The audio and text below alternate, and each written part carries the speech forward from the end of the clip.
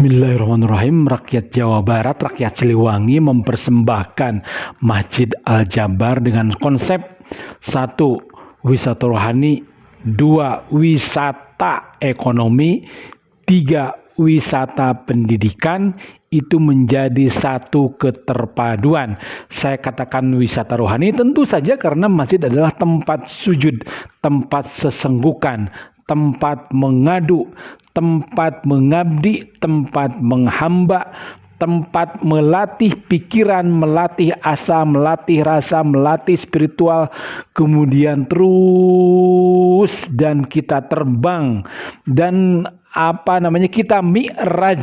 Jadi sholat adalah bimakna mi'rajnya umat Nabi Muhammad SAW. Itulah yang kita katakan wisata rohani. Jadi masjid yang diarsiteki oleh tentunya tidak hanya sendirian Mas Ridwan Kamil, Mang Ridwan Kamil dan kawan-kawan.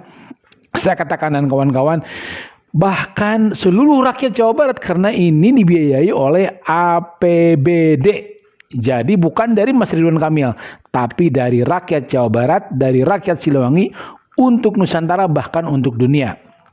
Nah, saya katakan wisata rohani adalah karena masjid adalah tempat sujud, tempat sesenggukan, tempat mengabdu, tempat segalanya. Allahu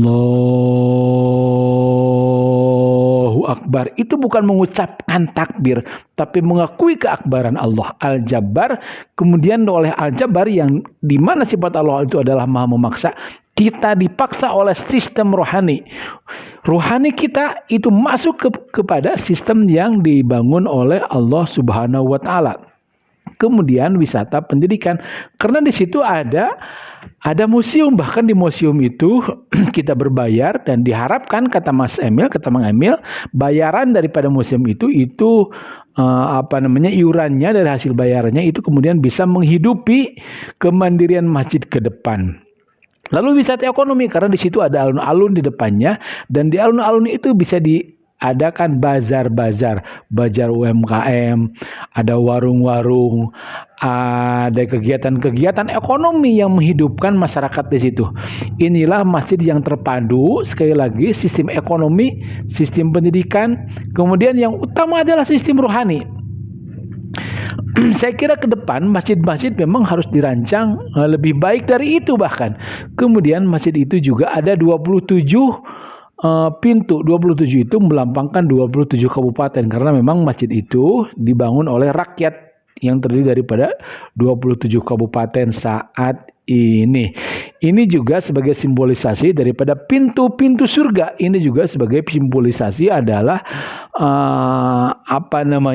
masjid di Arab Saudi sana, di mana banyak banyak pintu dan itu digambarkan bahwa pintu-pintu surga itu banyak. 27 itu bisa berarti 2 tambah 7 9. 27 itu bisa berarti banyak pintu-pintu surga.